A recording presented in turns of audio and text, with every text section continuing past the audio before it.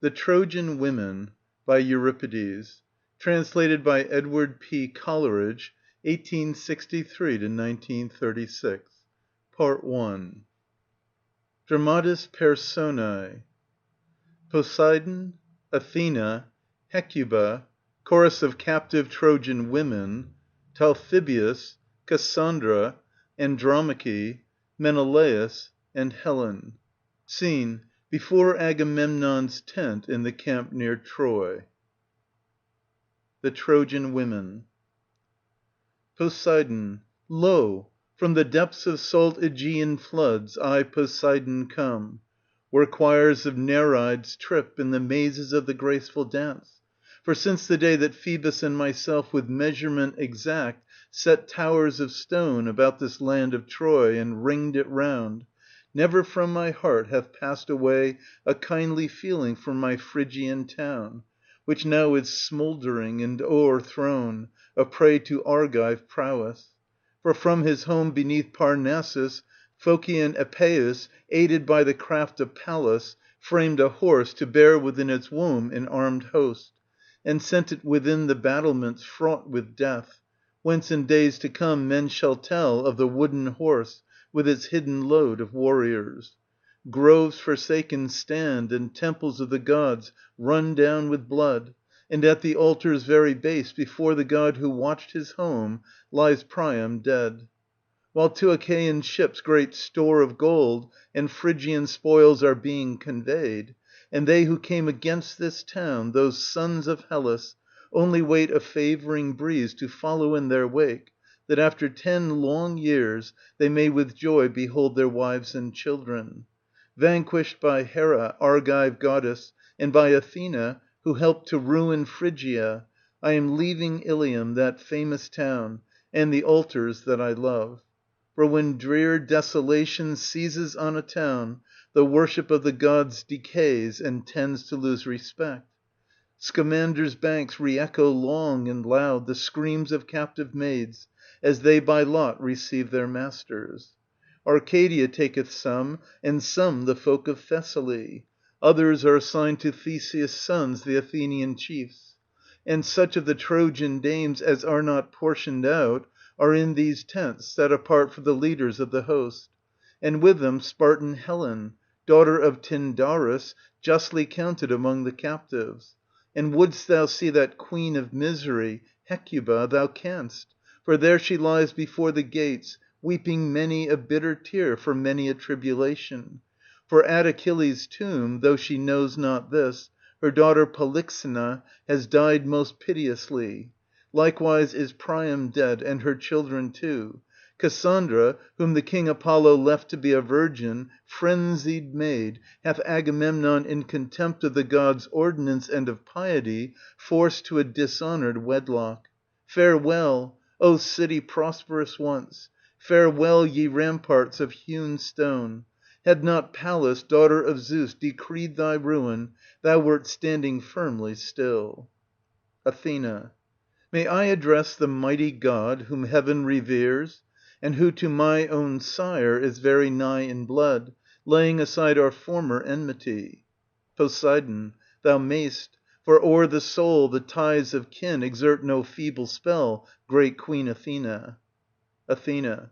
For thy forgiving mood my thanks. Somewhat have I to impart, affecting both thyself and me, O king. Poseidon. Bring'st thou fresh tidings from some god, from Zeus, or from some lesser power?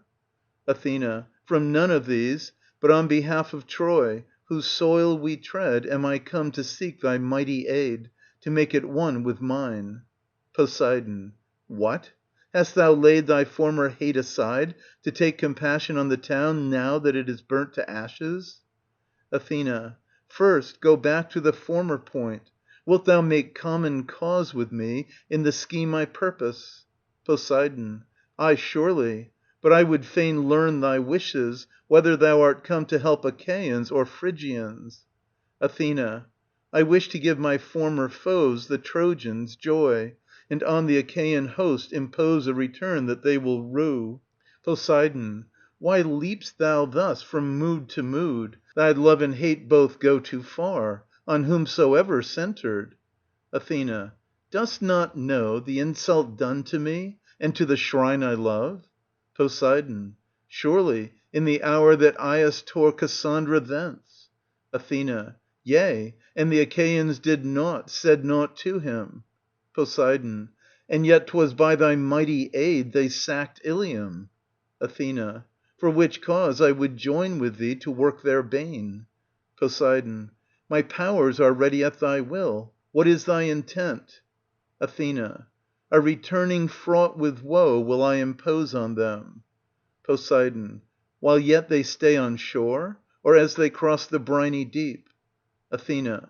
When they have set sail from Ilium for their homes.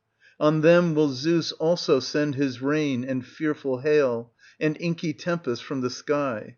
Yea, and he promises to grant me his levin bolts to hurl on the Achaeans and fire their ships. And do thou, for thy part, make the Aegean strait to roar with mighty billows and whirlpools, and fill Euboea's hollow bay with corpses, that Achaeans may learn henceforth to reverence my temples and regard all other deities. Poseidon. So shall it be, for the boon thou cravest needs but few words. I will vex the broad Aegean Sea, and the beach of Myconus, and the reefs round Delos, Scyros and Lemnos too, and the cliffs of Caphareus shall be strown with many a corpse. Mount thou to Olympus, and taking from thy father's hand his lightning bolts, keep careful watch against the hour when Argos' host lets slip its cables. A fool is he who sacks the towns of men, with shrines and tombs, the dead man's hallowed home, for at the last he makes a desert round himself and dies. Hecuba. Lift thy head, unhappy lady, from the ground. Thy neck upraise. This is Troy no more. No longer am I queen in Ilium.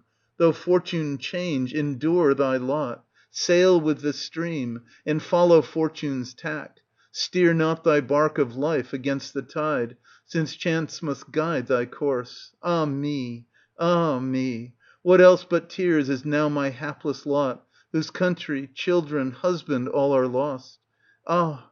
the high‐blown pride of ancestors, how cabined now, how brought to nothing after all! What woe must I suppress, or what declare? What plaintive dirge shall I awake? Ah, woe is me! The anguish I suffer lying here stretched upon this pallet hard. O my head, my temples, my side! Ah, could I but turn over and lie now on this, now on that, to rest my back and spine, while ceaselessly my tearful wail ascends. For e'en this is music to the wretched, to chant their cheerless dirge of sorrow.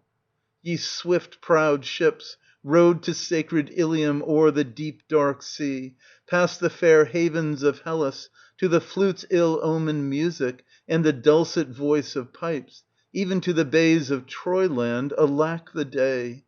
Wherein ye tied your hawsers, twisted handiwork from Egypt, in quest of that hateful wife of Menelaus, who brought disgrace on Castor, and on Eurotas foul reproach, murderess she of Priam, sire of 50 children, the cause why I, the hapless Hecuba, have wrecked my life upon this troublous strand. Oh, that I should sit here o'er against the tent of Agamemnon! Forth from my home, to slavery, they hale my aged frame, while from my head in piteous wise the hair is shorn for grief. Ah, hapless wives of those mail‐clad sons of Troy! Ah, poor maidens, luckless brides, come weep! For Ilium is now but a smouldering ruin, and I, like some mother bird that o'er her fledglings screams, will begin the strain. How different from that song I sang to the gods in days long past, as I leaned on Priam's staff and beat with my foot in Phrygian time to lead the dance. First Half Chorus.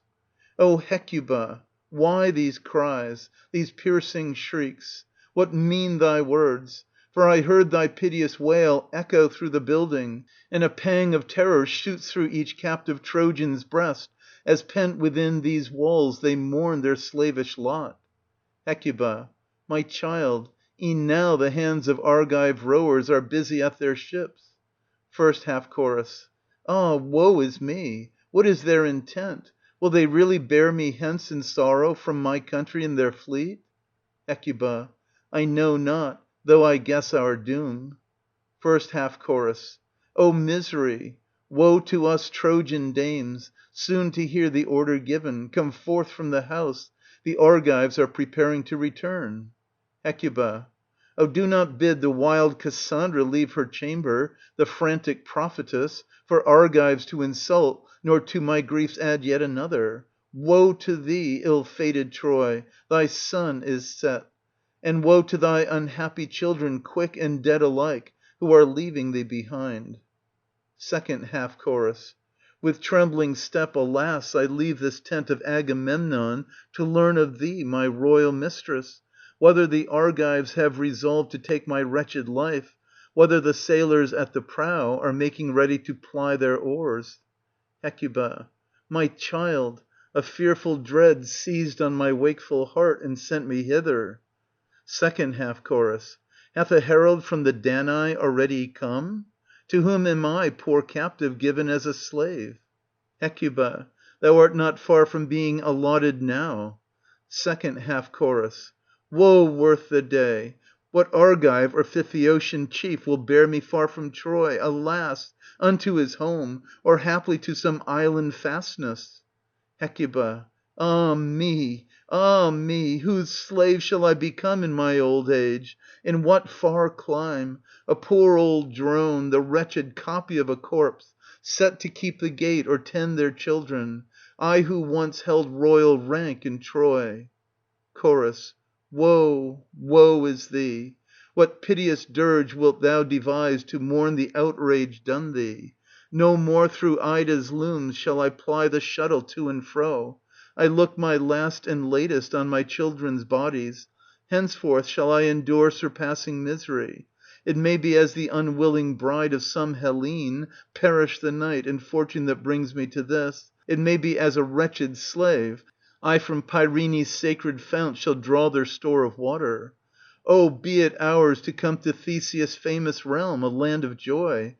Never, never let me see Eurotas' swirling tide, hateful home of Helen, there to meet and be the slave of Menelaus, whose hand laid Troyland waste. You holy land by Peneus fed, nestling in all its beauty at Olympus' foot, is said, so have I heard, to be a very granary of wealth and teeming fruitage. Next to the sacred soil of Theseus, I could wish to reach that land. They tell me too Hephaestus' home, beneath the shadow of Aetna, fronting Phoenicia, the mother of Sicilian hills, is famous for the crowns it gives to worth. Or may I find a home on that shore which lieth very nigh Ionia's sea, a land by Crathis watered, lovely stream that dyes the hair an auburn tint, feeding with its holy waves and making glad therewith the home of heroes good and true. But mark! A herald from the host of Danai, with store of fresh proclamations, comes hasting hither. What is his errand? What saith he? List, for we are slaves to Dorian lords henceforth. Talthybius. Hecuba, thou knowest me from my many journeys to and fro, as herald 'twixt the Achaean host and Troy. No stranger I to thee, lady, even aforetime, I Talthybius, now sent with a fresh message. Hecuba. Ah, kind friends, 'tis come, what I so long have dreaded. Talthybius. The lot has decided your fates already, if that was what you feared. Hecuba. Ah me! What city didst thou say, Thessalian, Phthian, or Cadmean? Talthybius. Each warrior took his prize in turn. Ye were not all at once assigned. Hecuba. To whom hath the lot assigned us severally? Which of us Trojan dames doth a happy fortune await? Talthybius. I know, but ask thy questions separately, not all at once. Hecuba. Then tell me, whose prize is my daughter, hapless Cassandra? Talthybius. King Agamemnon hath chosen her out for himself. Hecuba. To be the slave girl of his Spartan wife? Ah me! Talthybius. Nay, to share with him his stealthy love. Hecuba. What? Phoebus' virgin priestess, to whom the god with golden locks granted the boon of maidenhood? Talthybius.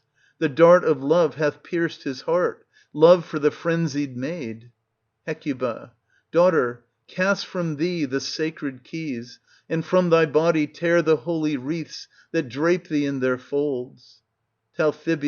Why? Is it not an honour high that she should win our monarch's love? Hec. What have you done to her whom late ye took from me, my child?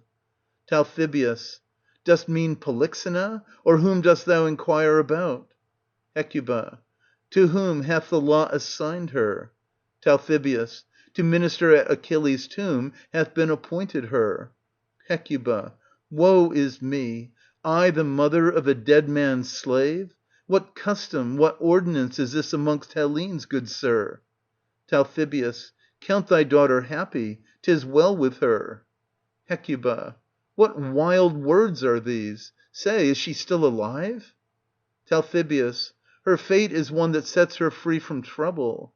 Hec.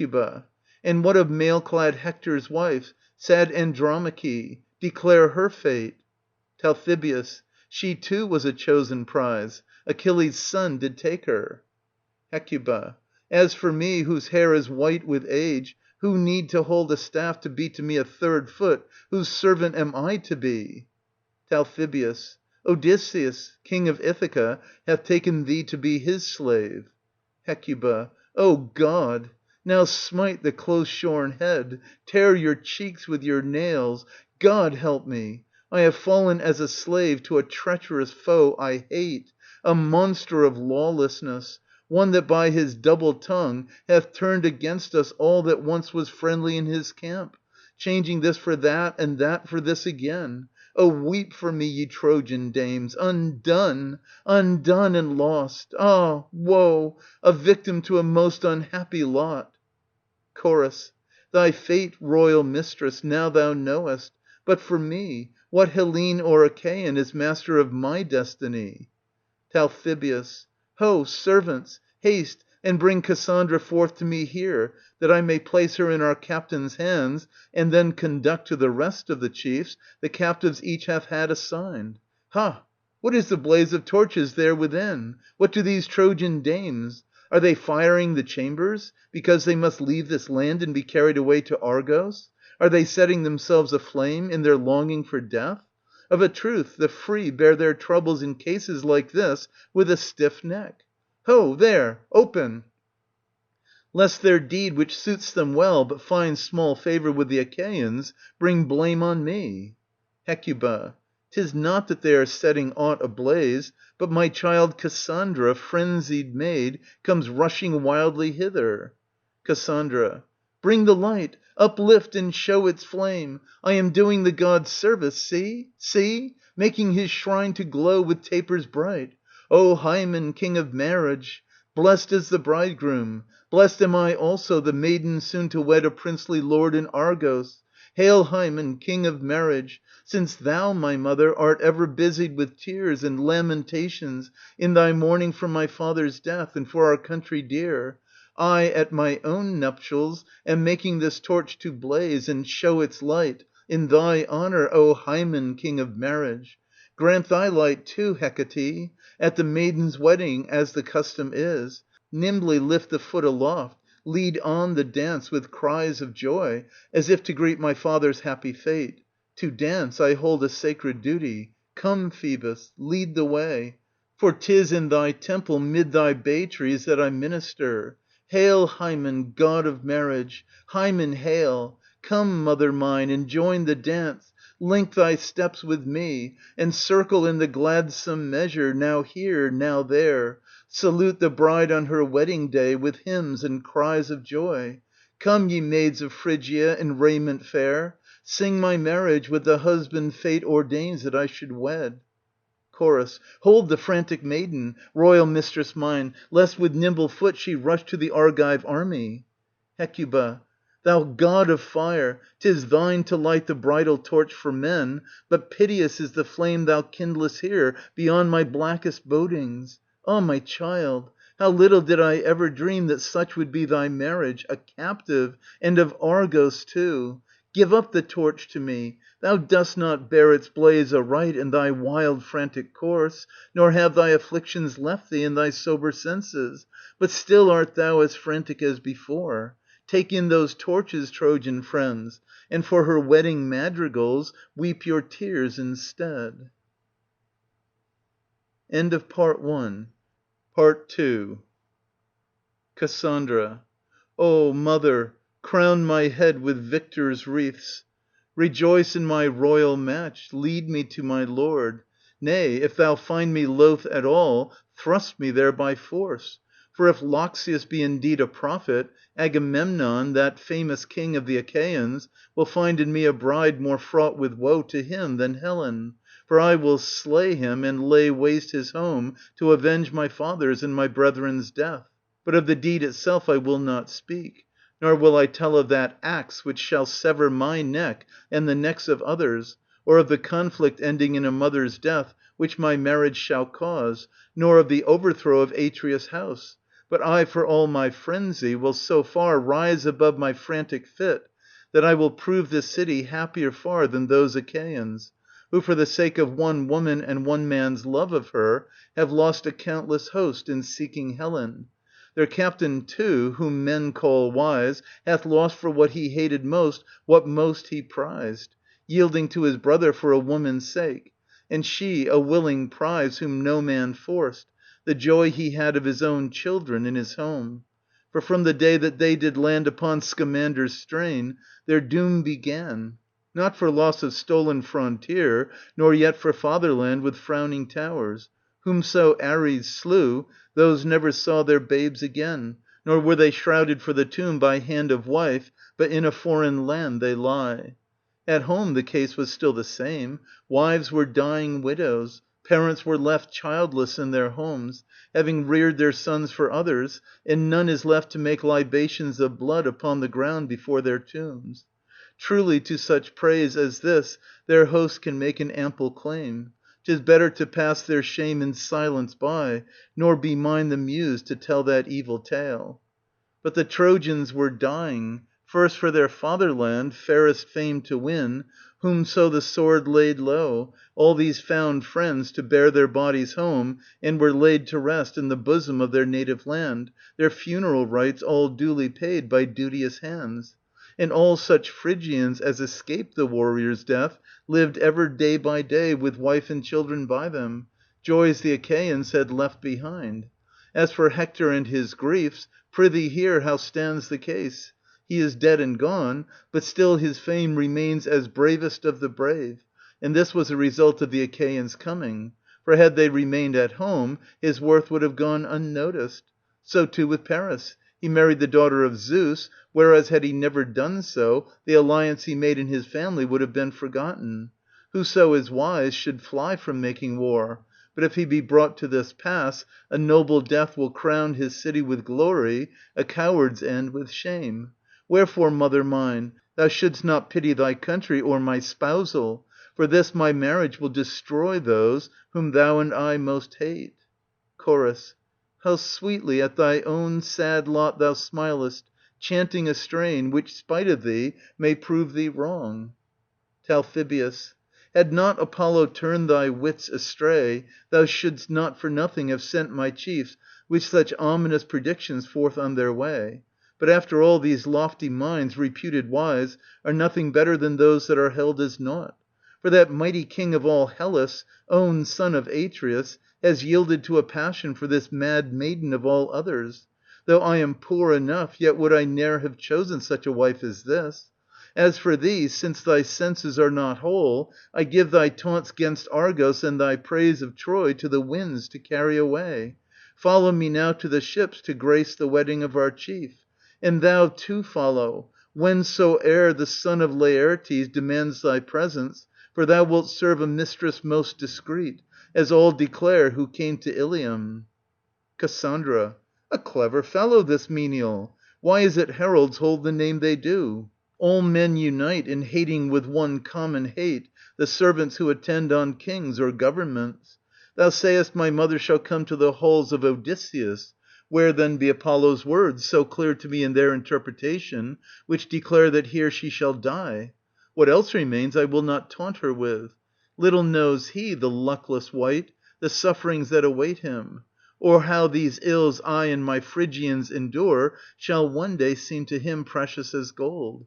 For beyond the 10 long years spent at Troy, he shall drag out other 10, and then come to his country all alone, by the route where fell Charybdis lurks in a narrow channel 'twixt the rocks, past Cyclops the savage shepherd, and Ligurian Circe that turneth men to swine, shipwrecked oft upon the salt sea wave, fain to eat the lotus and the sacred cattle of the sun, whose flesh shall utter in the days to come a human voice fraught with misery to Odysseus. But to briefly end this history, he shall descend alive to Hades, and, though he 'scape the water's flood, yet shall he find 1,000 troubles in his home when he arrives. Enough! Why do I recount the troubles of Odysseus? Lead on, that I forthwith may wed my husband for his home in Hades' halls. Base thou art, and basely shalt thou be buried in the dead of night, when day is done, thou captain of that host of Danai, who thinkest so proudly of thy fortune. Yea, and my corpse, cast forth in nakedness, shall the rocky chasm with its flood of wintry waters give to wild beasts to make their meal upon, hard by my husband's tomb, me the handmaid of Apollo. Farewell, ye garlands of that god most dear to me. Farewell, ye mystic symbols. I here resign your feasts, my joy in days gone by. Go, I tear ye from my body, that while yet mine honour is intact, I may give them to the rushing winds to waft to thee, my prince of prophecy. Where is yon general's ship? Whither must I go to take my place thereon? Lose no further time in watching for a favouring breeze to fill thy sails, doomed as thou art to carry from this land one of the 3 avenging spirits. Fare thee well, mother mine. Dry thy tears, O country dear. Yet a little while, my brothers sleeping in the tomb, and my own father true, and ye shall welcome me. Yet shall victory crown my advent 'mongst the dead, when I have overthrown the home of our destroyers, the house of the sons of Atreus. Chorus. Ye guardians of the grey-haired Hecuba, see how your mistress is sinking speechless to the ground. Take hold of her. Will ye let her fall, ye worthless slaves? Lift up again from where it lies her silvered head. Hecuba. Leave me lying where I fell, my maidens. Unwelcome service grows not welcome ever. My sufferings now, my troubles past, afflictions yet to come, all claim this lowly posture. Gods of heaven! Small help I find in calling such allies, yet is there something in the form of invoking heaven, when so we fall on evil days. First will I descant upon my former blessings, so shall I inspire the greater pity for my present woes. Born to royal estate and wedded to a royal lord, I was the mother of a race of gallant sons. No mere ciphers they, but Phrygia's chiefest pride, children such as no Trojan or Hellenic or barbarian mother ever had to boast. All these have I seen slain by the spear of Hellas, and at their tombs have I shorn off my hair. With these my eyes I saw their sire, my Priam, butchered on his own hearth, and my city captured. Nor did others bring this bitter news to me. The maidens I brought up to sea chosen for some marriage high, for strangers have I reared them, and seen them snatched away. Never more can I hope to be seen by them, nor shall my eyes behold them ever in the days to come. And last, to crown my misery, shall I be brought to Hellas, a slave in my old age. And there the tasks that least befit the evening of my life will they impose on me, to watch their gates and keep the keys, me, Hector's mother, or bake their bread, and on the ground instead of my royal bed lay down my shrunken limbs, with tattered rags about my wasted frame, a shameful garb for those who once were prosperous. Ah! Woe is me! And this is what I bear, and am to bear for one weak woman's wooing. O my daughter, O Cassandra, whom gods have summoned to their frenzied train, how cruel the lot that ends thy virgin days! And thou, Polyxena, my child of sorrow, where, oh, where art thou? None of all the many sons and daughters I have borne comes to aid a wretched mother. Why then raise me up? What hope is left us? Guide me, who erst trod so daintily the streets of Troy, but now am but a slave, to a bed upon the ground, nigh some rocky ridge, that thence I may cast me down and perish, after I have wasted my body with weeping. Of all the prosperous crowd, count none a happy man before he die. Chorus. Sing me, Muse, a tale of Troy, a funeral dirge in strains unheard as yet, with tears the while. For now will I uplift for Troy a piteous chant, telling how I met my doom, and fell a wretched captive to the Argives by reason of a four-footed beast that moved on wheels, in the hour that Achaea's sons left at our gates that horse, loud rumbling on its way, with its trappings of gold and its freight of warriors. And our folk cried out as they stood upon the rocky citadel, "Up now, ye whose toil is o'er, and drag this sacred image to the shrine of the Zeus-born maiden, goddess of our Ilium." Forth from his house came every youth and every greyhead too, and with songs of joy they took the fatal snare within. Then hastened all the race of Phrygia to the gates, to make the goddess a present of an Argive band ambushed in the polished mountain pine, Dardania's ruin, a welcome gift to be to her the virgin queen of deathless steeds. And with nooses of cord they dragged it, as it had been a ship's dark hull, to the stone-built fane of the goddess Pallas, and set it on that floor so soon to drink our country's blood. But, as they laboured and made merry, came on the pitchy night. Loud the Libyan flute was sounding, and Phrygian songs awoke, while maidens beat the ground with airy foot, uplifting their gladsome song. And in the halls a blaze of torchlight shed its flickering shadows on sleeping eyes. In that hour around the house was I singing, as I danced to that maiden of the hills, the child of Zeus, when lo! there rang along the town a cry of death which filled the homes of Troy, and little babes in terror clung about their mothers' skirts, as forth from their ambush came the warrior band, the handiwork of maiden Pallas. Anon the altars ran with Phrygian blood, and desolation reigned o'er every bed where young men lay beheaded.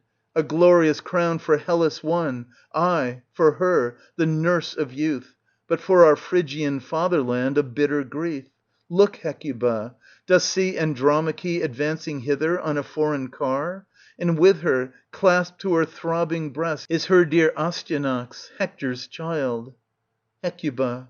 Whither art thou borne, unhappy wife, mounted on that car, side by side with Hector's brazen arms and Phrygian spoils of war, with which Achilles' son will deck the shrines of Phthia on his return from Troy? Andromache. My Achaean masters drag me hence. Hecuba. Woe is thee! Andromache. Why dost thou, in note of woe, utter the dirge that is mine? Hecuba. Ah me! Andromache. For these sorrows. Hecuba. O Zeus! Andromache. And for this calamity. Hecuba. O my children! Andromache. Our day is past. Hecuba. Joy is fled, and Troy o'erthrown. Andromache. Woe is me! Hecuba. Dead too all my gallant sons. Andromache. Alack, and well a day! Hecuba. Ah me for my Andromache. Misery! Hecuba. Piteous the fate, Andromache, of our city. Hecuba. Smouldering in the smoke. Andromache. Come, my husband, come to me. Hecuba. Ah, hapless wife, thou callest on my son who lieth in the tomb. Andromache. Thy wife's defender, come. Hecuba. Do thou, who erst didst make the Achaeans grieve, eldest of the sons I bare to Priam in the days gone by, take me to thy rest in Hades' halls. Andromache.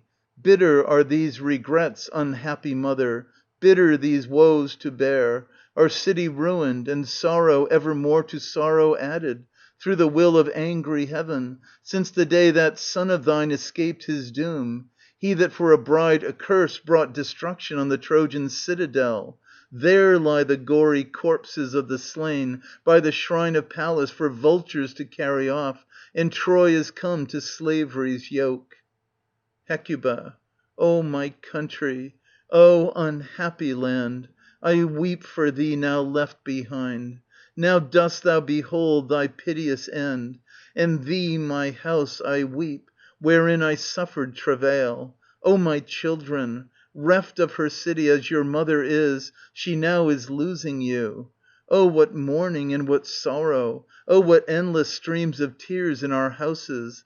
The dead alone forget their griefs and never shed a tear. Chorus. What sweet relief to sufferers 'tis to weep, to mourn, lament, and chant the dirge that tells of grief. Andromache. Dost thou see this, mother of that Hector, who once laid low in battle many a son of Argos? Hecuba. I see that it is Heaven's way to exalt what men accounted naught, and ruin what they most esteemed. Andromache. Hence with my child as booty am I borne. The noble are to slavery brought, a bitter, bitter change. Hecuba. This is necessity's grim law. It was but now Cassandra was torn with brutal violence from my arms. Andromache. Alas, alas! It seems a second Aias hath appeared to wrong thy daughter, but there be other ills for thee. Hecuba. Aye, beyond all count or measure are my sorrows. Evil vies with evil in the struggle to be first. Andromache. Thy daughter Polyxena is dead, slain at Achilles' tomb, an offering to his lifeless corpse. Hecuba. Oh, woe is me! This is that riddle Talthybius long since told me, a truth obscurely uttered. Andromache. I saw her with mine eyes, so I alighted from the chariot and covered her corpse with the mantle and smote upon my breast. Hecuba. Alas, my child, for thy unhallowed sacrifice, and yet again, ah me, for this thy shameful death. Andromache. Her death was even as it was, and yet that death of hers was after all a happier fate than this my life. Hecuba. Death and life are not the same, my child. The one is annihilation, the other keeps a place for hope. Andromache. Hear, O mother of children. Give ear to what I urge so well, that I may cheer my drooping spirit. 'Tis all one, I say, ne'er to have been born and to be dead, and better far is death than life with misery. For the dead feel no sorrow any more and know no grief. But he who has known prosperity and has fallen on evil days feels his spirit straying from the scene of former joys. Now that child of thine is dead as though she ne'er had seen the light, and little she recks of her calamity. Whereas I, who aimed at a fair repute, though I won a higher lot than most, yet missed my luck in life. For all that stamps the wife a woman chaste, I strove to do in Hector's home. In the first place, whether there is a slur upon a woman, or whether there is not, the very fact of her not staying at home brings in its train an evil name. Therefore I gave up any wish to do so, and abode ever within my house. Nor would I admit the clever gossip women love, but conscious of a heart that told an honest tale, I was content therewith. And ever would I keep a silent tongue and modest eye before my lord.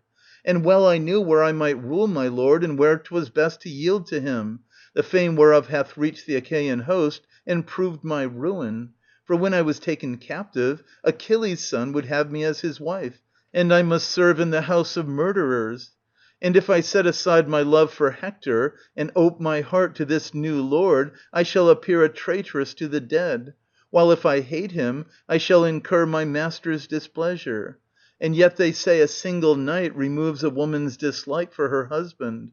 Nay, I do hate the woman who, when she hath lost her former lord, transfers her love by marrying another. Not e'en the horse, if from his fellow torn, will cheerfully draw the yoke. And yet the brutes have neither speech nor sense to help them, and are by nature man's inferiors.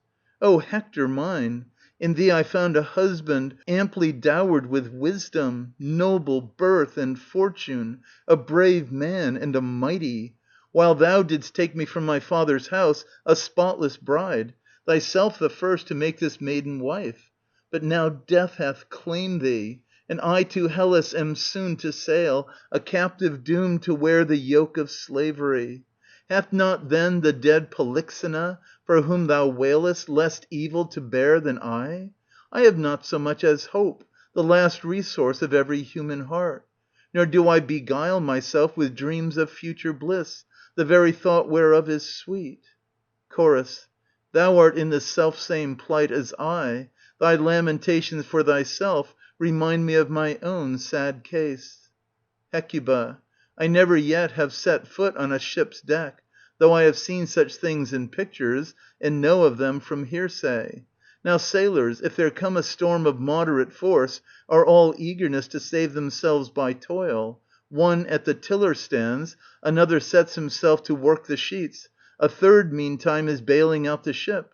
But if tempestuous waves arise to overwhelm them, they yield to fortune and commit themselves to the driving billows. Even so I, by reason of my countless troubles, am dumb and forbear to say a word. For heaven, with its surge of misery, is too strong for me. Cease, oh cease, my darling child, to speak of Hector's fate. No tears of thine can save him. Honour thy present lord, offering thy sweet nature as the bait to win him. If thou do this, thou wilt cheer thy friends as well as thyself, and thou shalt rear my Hector's child to lend stout aid to Ilium, that so thy children in the aftertime may build her up again, and our city yet be stablished. But lo, our talk must take a different turn. Who is this Achaean menial I see coming hither, sent to tell us of some new design? Enter Talthybius. End of Part 2. Part 3.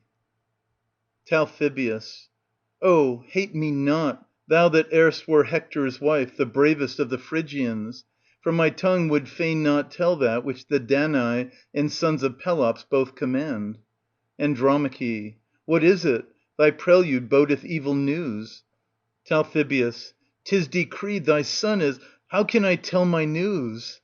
Andromache. Surely not to have a different master from me. Talthybius. None of all Achaea's chiefs shall ever lord it over him. Andromache. Is it their will to leave him here, a remnant yet of Phrygia's race? Talthybius. I know no words to break the sorrow lightly to thee. Andromache. I thank thee for thy consideration, unless indeed thou hast good news to tell. Talthybius. They mean to slay thy son. There is my hateful message to thee. Andromache. O God! This is worse tidings than my forced marriage. Talthybius. So spake Odysseus to the assembled Hellenes, and his word prevails. Andromache. O once again, ah me! There is no measure in the woes I bear. Talthybius. He said they should not rear so brave a father's son. Andromache. May such counsels yet prevail about children of his. Talthybius. From Troy's battlements he must be thrown. Let it be even so, and thou wilt show more wisdom. Cling not to him, but bear thy sorrows with heroic heart, nor in thy weakness deem that thou art strong. For nowhere hast thou any help. Consider this thou must. Thy husband and thy city are no more, so thou art in our power, and I alone am match enough for one weak woman. Wherefore I would not see thee bent on strife, or any course to bring thee shame or hate, nor would I hear thee rashly curse the Achaeans. For if thou say aught whereat the host grow wroth, this child will find no burial nor pity either. But if thou hold thy peace, and with composure take thy fate, thou wilt not leave his corpse unburied, and thyself wilt find more favour with the Achaeans. Andromache. My child! My own sweet babe and priceless treasure! Thy death the foe demands, and thou must leave thy wretched mother. That which saves the lives of others proves thy destruction, even thy sire's nobility. To thee thy father's valiancy has proved no boon. Oh, the woeful wedding rites that brought me erst to Hector's home, hoping to be the mother of a son that should rule over Asia's fruitful fields, instead of serving as a victim to the sons of Danaus. Dost weep, my babe? Dost know thy hapless fate? Why clutch me with thy hands, and to my garment cling, Nestling like a tender chick beneath my wing? Hector will not rise again, and come gripping his famous spear to bring thee salvation? No kinsman of thy sire appears, nor might of Phrygian hosts. One awful headlong leap from the dizzy height, and thou wilt dash out thy life with none to pity thee. Oh, to clasp thy tender limbs, a mother's fondest joy! Oh, to breathe thy fragrant breath! In vain it seems these breasts did suckle thee, wrapped in thy swaddling clothes, all for naught. I used to toil and wore myself away.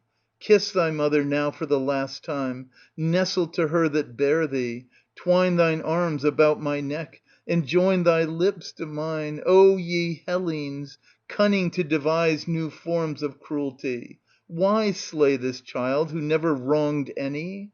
Thou daughter of Tyndarus, thou art no child of Zeus, but sprung, I trow, of many a sire, first of some evil demon, next of envy, then of murder and of death, and every horror that the earth begets.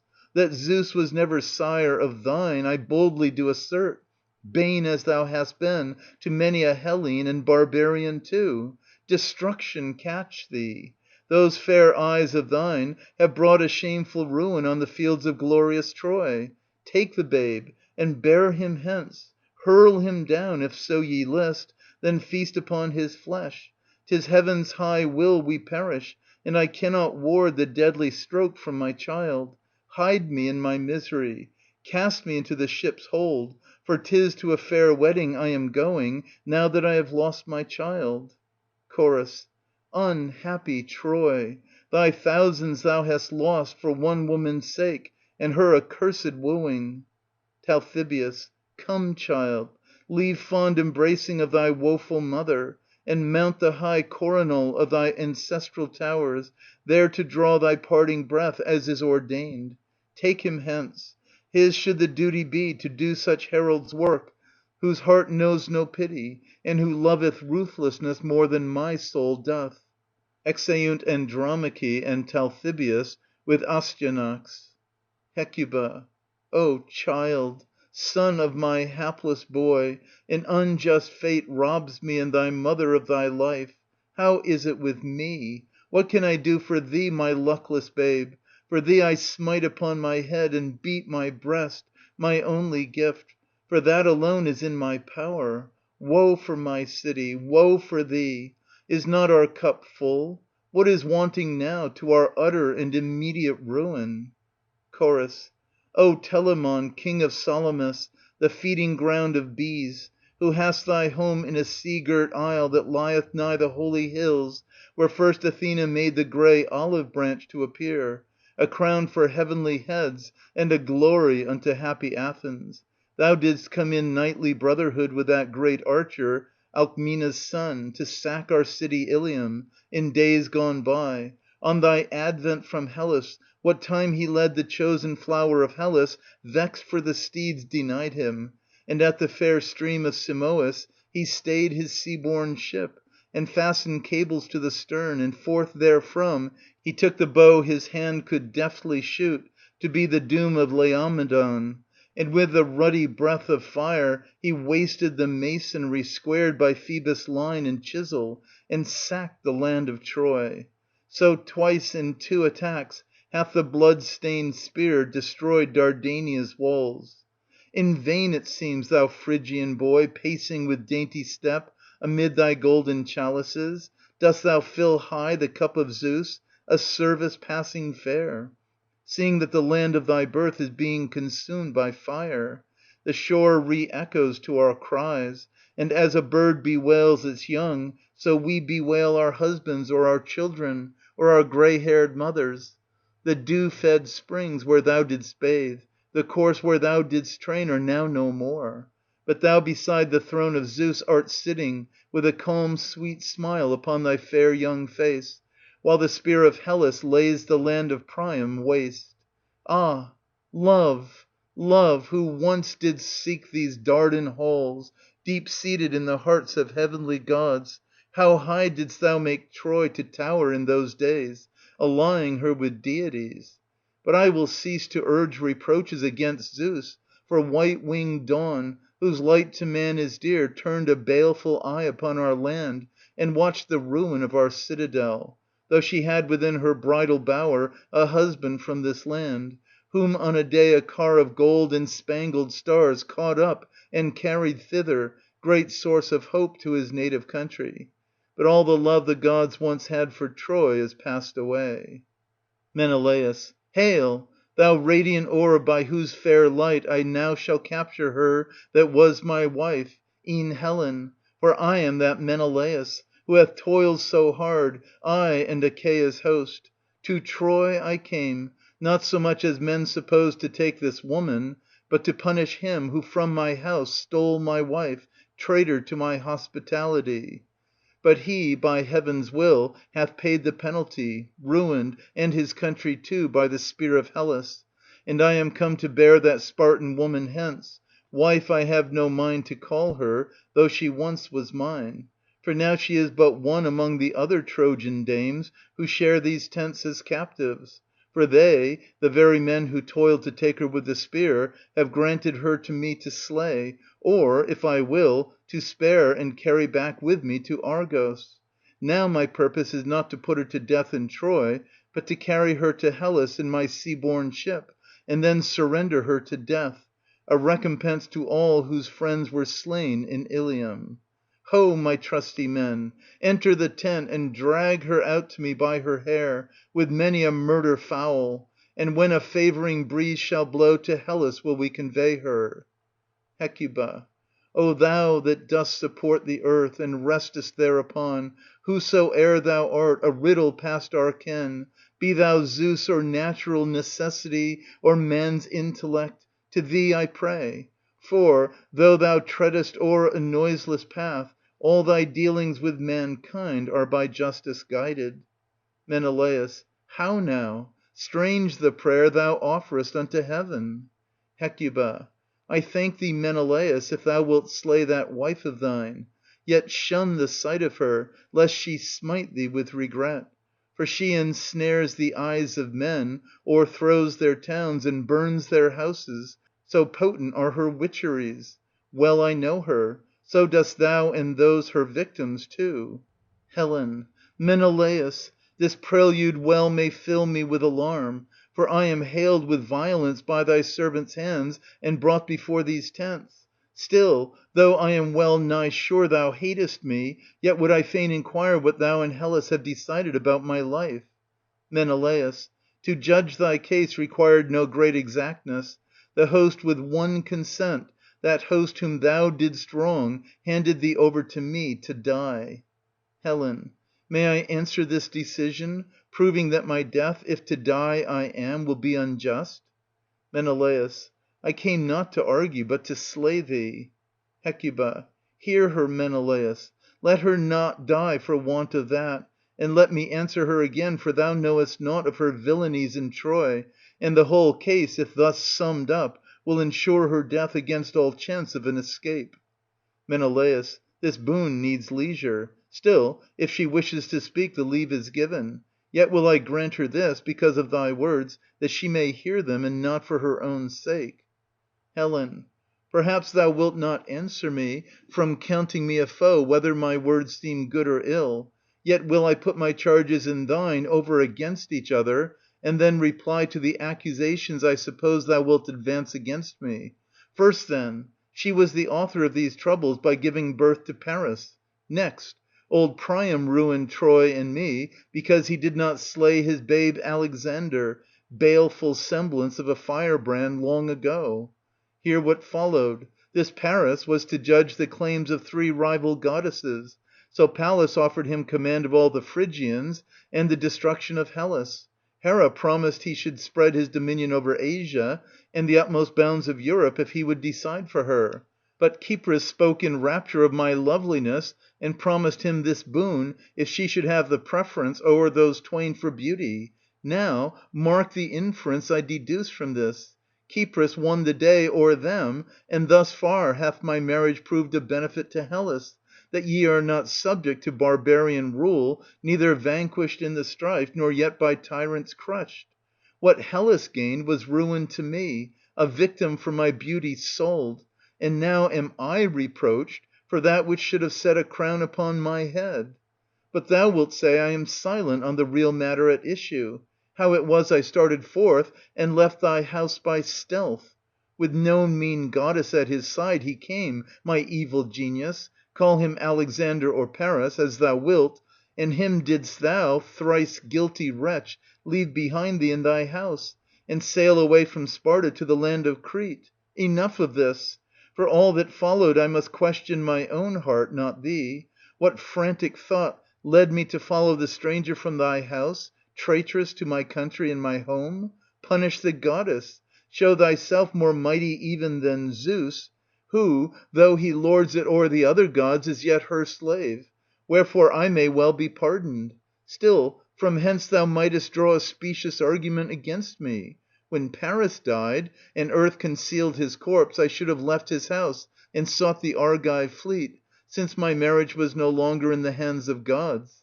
That was what I fain had done, yea, and the warders on the towers and watchmen on the walls can bear me witness, for oft they found me seeking to let myself down stealthily by cords from the battlements. But there was that new husband, Deiphobus, that carried me off by force to be his wife against the will of Troy. How then, my lord, could I be justly put to death by thee with any show of right, seeing that he wedded me against my will, and those my other natural gifts have served a bitter slavery, instead of leading on to triumph? If 'tis thy will indeed to master gods, that very wish displays thy folly. Chorus. O my royal mistress, defend thy children's and thy country's cause, bringing to naught her persuasive arguments, for she pleads well, in spite of all her villainy. 'Tis monstrous, this. Hecuba. First will I take up the cause of those goddesses, and prove how she perverts the truth. For I can ne'er believe that Hera or the maiden Pallas would have been guilty of such folly as to sell the one, her Argos, to barbarians, or that Pallas e'er would make her Athens subject to the Phrygians, coming as they did in mere wanton sport to Ida to contest the palm of beauty. For why should goddess Hera set her heart so much on such a prize? Was it to win a nobler lord than Zeus? Or was Athena bent on finding 'mongst the gods a husband, she who in her dislike of marriage won from her sire the boon of remaining unwed? Seek not to impute folly to the goddesses in the attempt to gloze over thine own sin. Never wilt thou persuade the wise. Next thou hast said, what well may make men jeer, that Cypris came with my son to the house of Menelaus. Could she not have stayed quietly in heaven, and brought thee and amicably to boot to Ilium?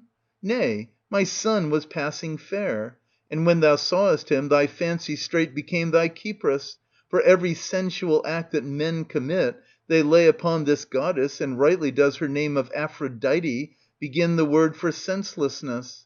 So when thou didst catch sight of him in gorgeous foreign garb, ablaze with gold, thy senses utterly forsook thee. Yea, for in Argos thou hadst moved in simple state, but once free of Sparta, 'twas thy fond hope to deluge by thy lavish outlay Phrygia's town that flowed with gold. Nor was the palace of Menelaus rich enough for thy luxury to riot in. Ha!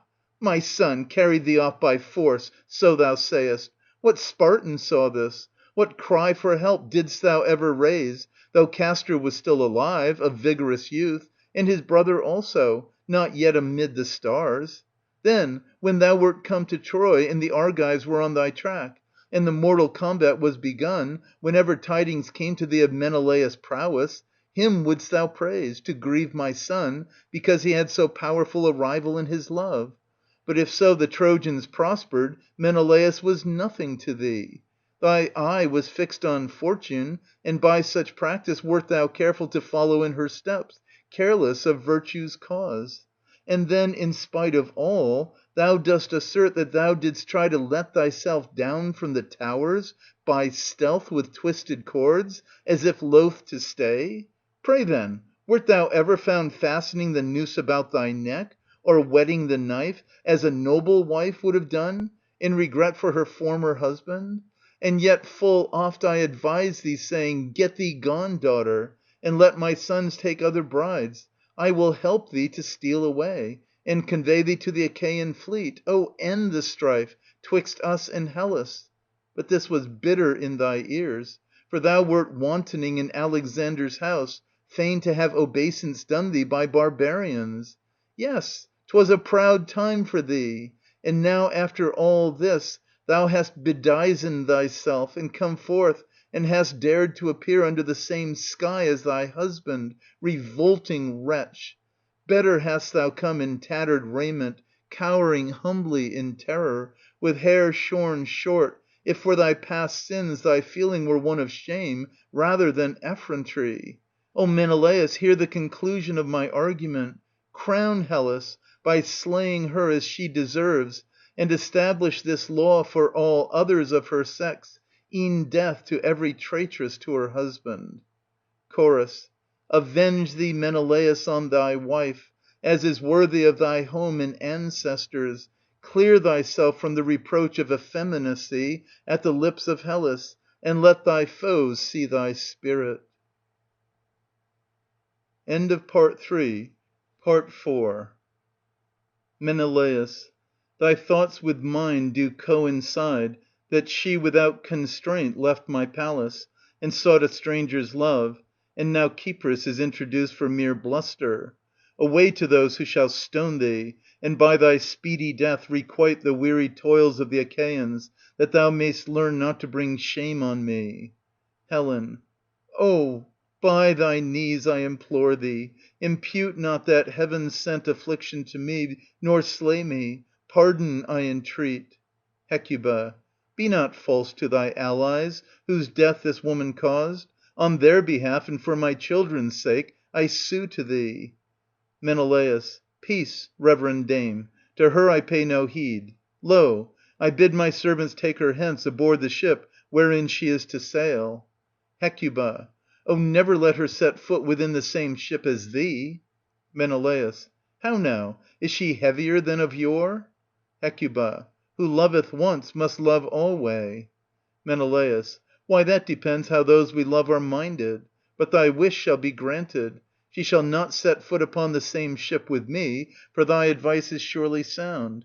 And when she comes to Argos, she shall die a shameful death, as is her due, and impress the need of chastity on all her sex. No easy task, yet shall her fate strike their foolish hearts with terror, e'en though they be more lost to shame than she. Exit Menelaus, dragging Helen with him. Chorus.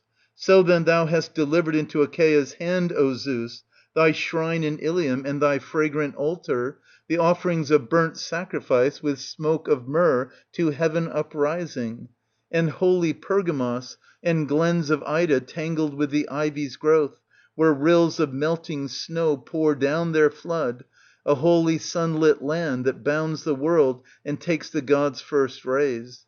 Gone are thy sacrifices, gone the dancers' cheerful shout, gone the vigils of the gods as night closed in.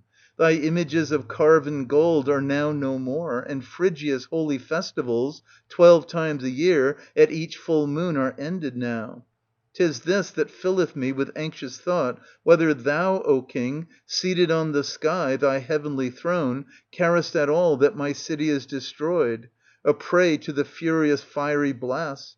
Ah, my husband, fondly loved, thou art a wandering spectre, unwashed, unburied lies thy corpse, while o'er the sea the ship sped by wings will carry me to Argos, land of steeds, where stand Cyclopean walls of stone upreared to heaven.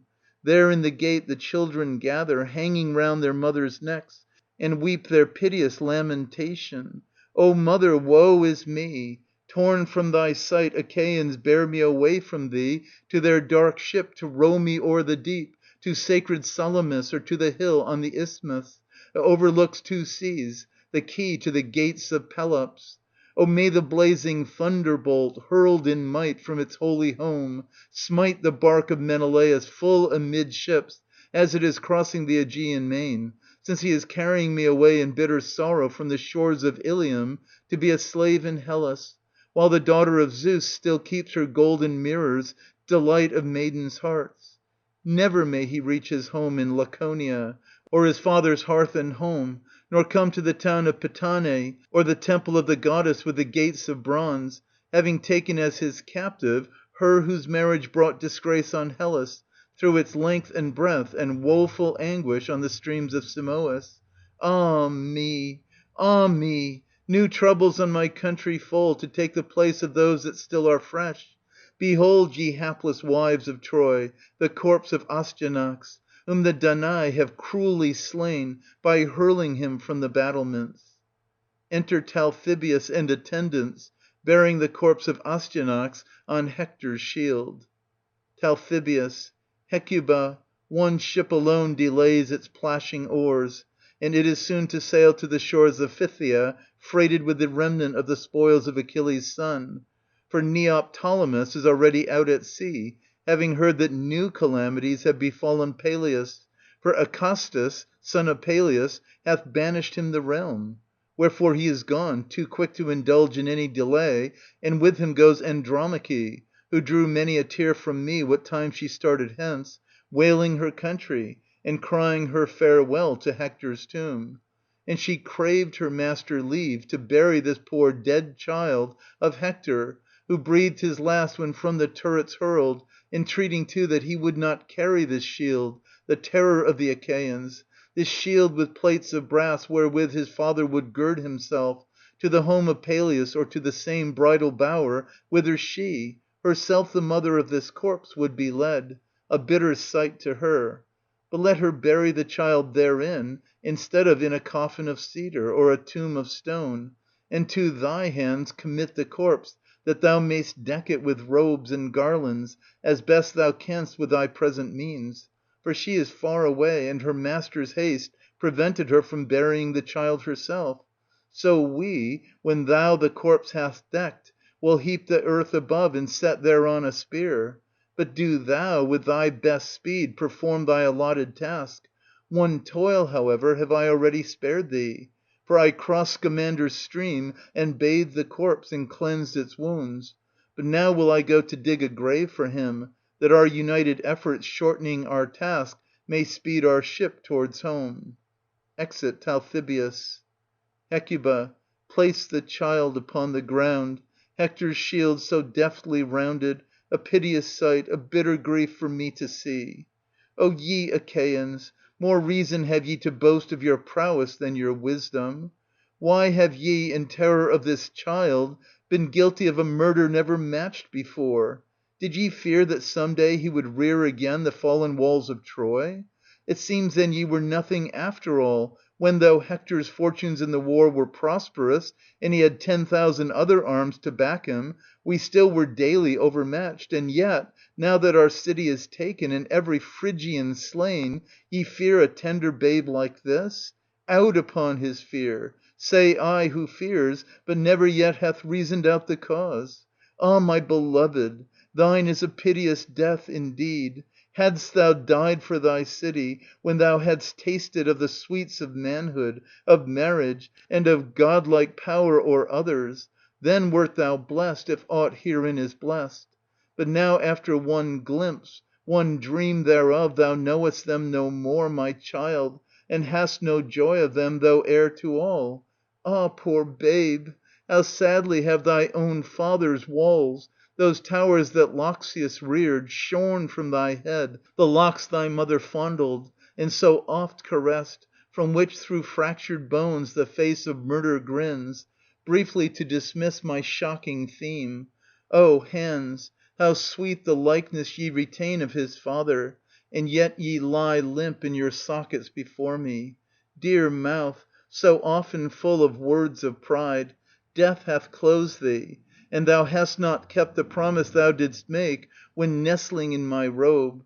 Ah, mother mine, many a lock of my hair will I cut off for thee, and to thy tomb will lead my troops of friends, taking a fond farewell of thee.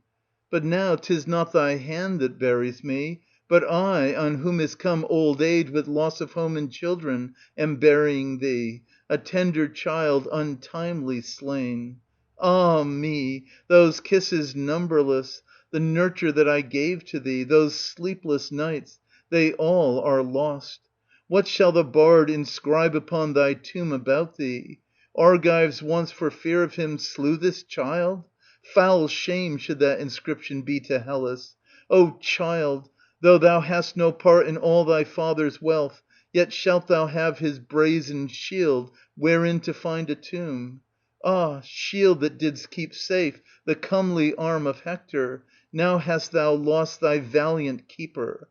How fair upon thy handle lies his imprint, and on the rim that circles round the targe are marks of sweat, that trickled oft from Hector's brow as he pressed it 'gainst his beard in battle's stress. Come, bring forth from such store as we have adornment for the hapless dead, for fortune gives no chance now for offerings fair. Yet of such as I possess shalt thou receive these gifts. Foolish mortal he, who thinks his luck secure and so rejoices. For fortune, like a madman in her moods, springs towards this man, then towards that, and none ever experiences the same unchanging luck. Chorus. Lo, all is ready, and they are bringing at thy bidding from the spoils of Troy garniture to put upon the dead. Hecuba. Ah, my child, 'tis not as victor o'er thy comrades with horse or bow, customs Troy esteems, without pursuing them to excess, that Hector's mother decks thee now with ornaments from the store that once was thine, though now hath Helen, whom the gods abhor, reft thee of thine own, yea, and robbed thee of thy life, and caused thy house to perish root and branch. Chorus. Woe, thrice woe! My heart is touched, and thou the cause, my mighty prince in days now past. Hecuba. About thy body now I swathe this Phrygian robe of honour, which should have clad thee on thy marriage day, wedded to the noblest of Asia's daughters. Thou too, dear shield of Hector, victorious parent of countless triumphs past, accept thy crown. For though thou share the dead child's tomb, death cannot touch thee, for thou dost merit honours far beyond those arms that the crafty knave Odysseus won. Chorus. Alas, ah me! Thee, O child, shall earth take to her breast, a cause for bitter weeping. Mourn, thou mother. Hecuba. Ah me! Chorus. Wail for the dead. Hecuba. Woe is me! Chorus. Alas for thy unending sorrow. Hecuba. Thy wounds in part will I bind up with bandages, a wretched leech in name alone, without reality. But for the rest thy sire must look to that amongst the dead. Chorus. Smite, O smite upon thy head with frequent blow of hand. Woe is me! Hecuba. My kind, good friends. Chorus. Speak out, Hecuba, the word that was on thy lips. Hecuba. It seems the only things that heaven concerns itself about are my troubles, and Troy, hateful in their eyes above all other cities. In vain did we sacrifice to them. Had not the god caught us in his grip and plunged us headlong 'neath the earth, we should have been unheard of, nor ever sung in Muses' songs, furnishing to bards of after days a subject for their minstrelsy. Go, bury now in his poor tomb the dead, wreathed all duly as befits a corpse. And yet I deem it makes but little difference to the dead, although they get a gorgeous funeral. For this is but a cause of idle pride to the living. The corpse is carried off to burial. Chorus. Alas! for thy unhappy mother, who o'er thy corpse hath closed the high hopes of her life, born of a noble stock, counted most happy in thy lot. Ah! what a tragic death is thine! Ha! Who are those I see on yonder pinnacles, darting to and fro with flaming torches in their hands? Some new calamity will soon on Troy alight. Soldiers are seen on the battlements of Troy, torch in hand. Talthybius. Ye captains, whose allotted task it is to fire this town of Priam, to you I speak. No longer keep the firebrand idle in your hands, but launch the flame, that when we have destroyed the city of Ilium, we may set forth in gladness on our homeward voyage from Troy. And you, ye sons of Troy, to let my orders take at once a double form, start for the Achaean ships for your departure hence, soon as ever the leaders of the host blow loud and clear upon the trumpet. And thou, unhappy grey‐haired dame, follow, for yonder come servants from Odysseus to fetch thee, for to him thou art assigned by lot to be a slave far from thy country. Hecuba. Ah, woe is me! This surely is the last, the utmost limit this of all my sorrows. Forth from my land I go. My city is ablaze with flame. Yet thou aged foot, make one painful struggle to hasten, that I may say a farewell to this wretched town. O Troy, that erst hadst such a grand career amongst barbarian towns, soon wilt thou be reft of that splendid name. Lo, they are burning thee, and leading us e'en now from our land to slavery. Great gods! Yet why call on the gods? They did not hearken even aforetime to our call. Come, let us rush into the flames, for to die with my country in its blazing ruin were a noble death for me. Talthybius. Thy sorrows drive thee frantic, poor lady. Go, lead her hence. Make no delay, for ye must deliver her into the hand of Odysseus, conveying to him his prize. Hecuba. O son of Cronos, prince of Phrygia, father of our race, dost thou behold our sufferings now, unworthy of the stock of Dardanus? Chorus. He sees them, but our mighty city is a city no more, and Troy's day is done. Hecuba. Woe, thrice woe upon me! Ilium is ablaze. The homes of Pergamos and its towering walls are now one sheet of flame. Chorus. As the smoke soars on wings to heaven, so sinks our city to the ground before the spear. With furious haste, both fire and foeman's spear devour each house. Hecuba. Hearken, my children, hear your mother's voice. Chorus. Thou art calling on the dead with voice of lamentation. Hecuba. Yea, as I stretch my aged limbs upon the ground, and beat upon the earth with both my hands. Chorus. I follow thee and kneel, invoking from the nether world my hapless husband. Hecuba. I am being dragged and hurried away. Chorus. Oh, the sorrow of that cry! Hecuba. From my own dear country, to dwell beneath a master's roof. Woe is me! O Priam, Priam, slain unburied, left without a friend, naught dost thou know of my cruel fate. Chorus. No, for o'er his eyes black death hath drawn his pall, a holy man by sinners slain. Hecuba. Woe for the temples of the gods! Woe for our dear city! Chorus.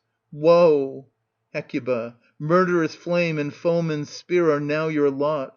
Chorus. Soon will ye tumble to your own loved soil and be forgotten. Hecuba. And the dust, mounting to heaven on wings like smoke, will rob me of the sight of my home. Chorus. The name of my country will pass into obscurity. All is scattered far and wide, and hapless Troy has ceased to be. Hecuba. Did you hear that and know its purport? Chorus. Aye, 'twas the crash of the citadel. Hecuba. The shock will whelm our city utterly. Oh, woe is me! Trembling, quaking limbs, support my footsteps. Away, to face the day that begins thy slavery. Chorus. Woe for our unhappy town, and yet to the Achaean fleet advance. Hecuba. Woe for thee, O land that nursed my little babes. Chorus. Ah, woe. End of Part 4. End of the Trojan Women by Euripides. Translated by Edward P. Coleridge, 1863 to 1936.